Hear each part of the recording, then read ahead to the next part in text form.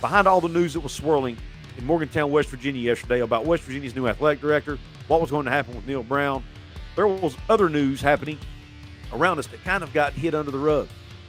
The Big 12 announced their award winners and their first and second teams, and there were some West Virginia Mountaineers on that list. So what I'm going to do is go over the Big 12 award winners with you, the first and second team all Big 12 winners. I'll tell you what West Virginia Mountaineers were placed as on the honorable mention list. And then after that, I'm going to give you a little tidbit of Big 12 news that came out a couple days ago that's, I think, is also flown a little bit under the radar. So pull up a chair, sit back, relax, and let me serve you up this shot, top shelf, college football content.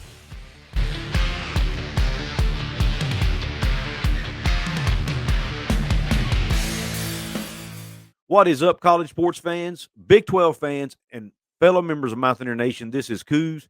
Welcome into another edition of Coos' Corner. So pull that chair up. Let's dig right in. Let's start off talking about the Big 12 award winners for the 2022 season. First, Offensive Player of the Year, no big surprise, Max Duggan, quarterback from TCU. Defensive Player of the Year, Felix and Udike Uzama from Kansas State, the defensive end. Offensive Newcomer of the Year, Dylan Gabriel from Oklahoma. Defensive Newcomer of the Year, Johnny Hodges from TCU. Offensive Freshman of the Year, Richard Reese from Baylor. Defensive Freshman of the Year, Kendall Daniels from Oklahoma State. Special Teams Player of the Year is Darius Davis from TCU, the kick returner and punt returner. Offensive Lineman of the Year, Cooper Beebe from Kansas State. Defensive Lineman of the Year is Felix and Udike Uzama once again from Kansas State. And the Chuck Ninus Coach of the Year award, Sonny Dykes, first-year coach at TCU, who was on the cusp of guiding his team to the college football playoff, and they would be the first Big 12 team not named Oklahoma to make that event. Now let's look at the all Big 12 first team. Offense, no surprise, quarterback Max Duggan. There's two running backs, Kendra Miller from TCU, Bijan Robinson from Texas. Fullback, Ben Sinnott, Kansas State. Now in my Big 12 championship preview video, I called him a tight end. I guess he's actually technically a fullback. In today's game, they're kind of interchangeable, I guess. But nonetheless, Ben Sinnott is first team fullback on the all Big 12 team. Now the wide receivers. There's three of them. Xavier Hutchinson from Iowa State, Marvin Mims Jr. from Oklahoma, and Quentin Johnston from TCU. Now the tight end is Jatavian Sanders from Texas. There's five offensive linemen named to the first team. Cooper Beebe from Kansas State, Anton Harrison from Oklahoma, Alan Ali from TCU, Steve Avila from TCU, Zach Frazier, the center from West Virginia. That makes up the first team O-line.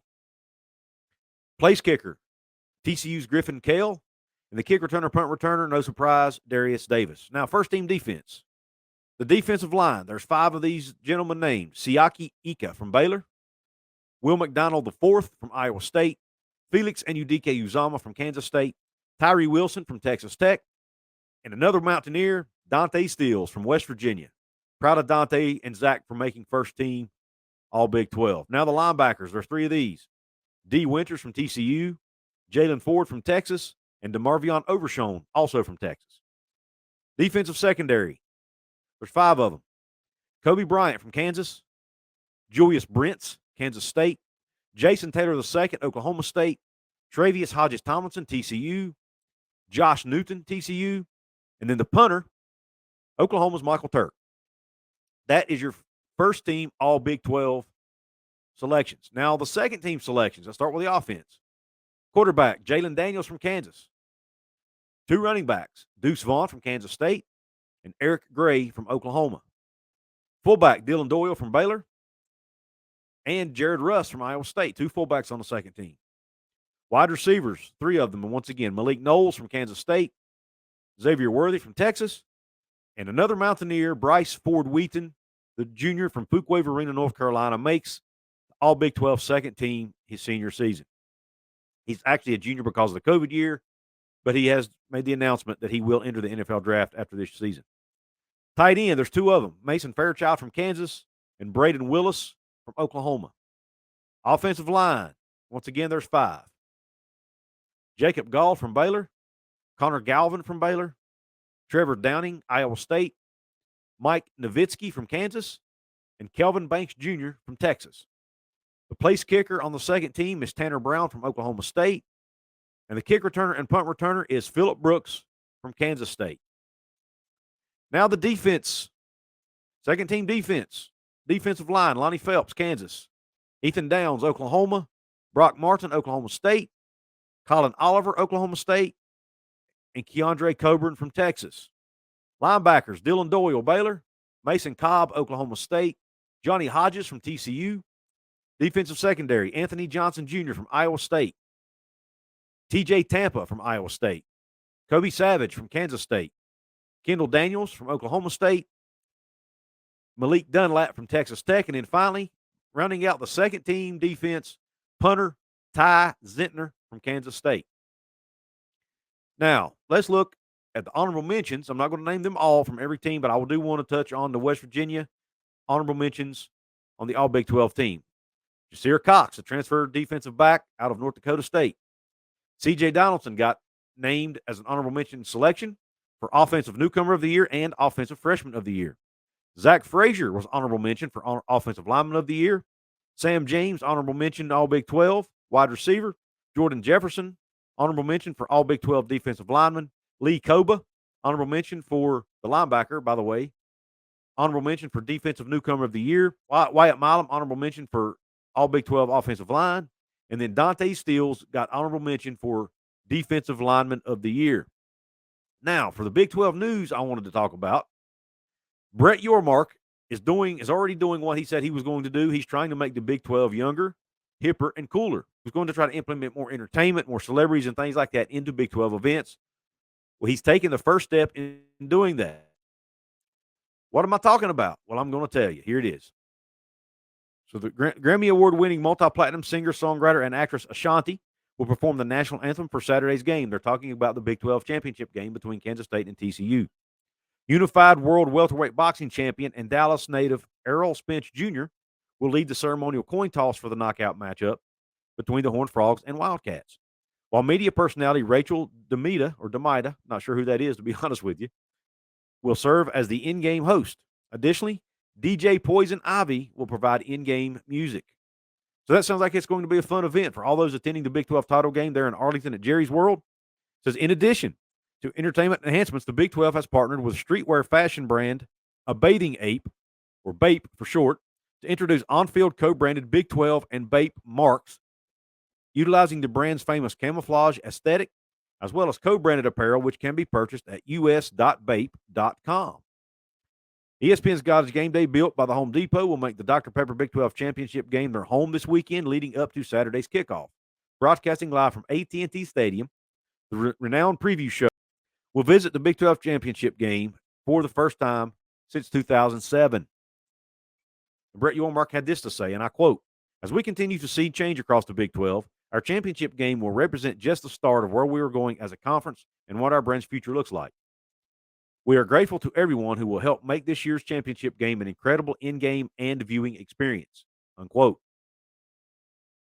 So Brett Yormark stepping up to the plate, bringing in some entertainment with Ashanti, bringing in some very special guests, for some young and hip apparel partners to the table. I really like this idea of trying to promote the Big 12 to a younger demographic, because that's our future, folks. That's the future of the sport. And I've heard and read that there are fewer and fewer young people watching football now. So if we can get more of that audience interested in these games, it helps the future. Because as the baby boomers, the Generation Xers like myself, the millennials, as we get older, the younger generations behind us aren't watching as much football. Big 12 sees that. Brett Yormark sees that. He realizes in order to preserve this conference long term, we need to bring in this younger audience, more eyeballs, and get them hooked. Once they see the product on the field, they'll be hooked, and they will start tuning in on Saturdays to watch Big 12 games. At least that's the hope. Let me know, Coos's Corner family, what you think about these all Big 12 selections. Do you think the Big 12 missed anywhere on their first and second team selections or their award winners? I personally have no issue with any of them.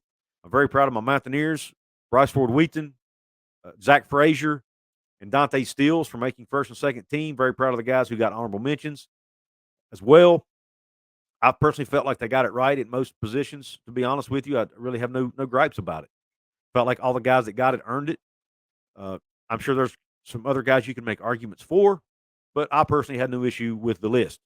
I want to hear what you think.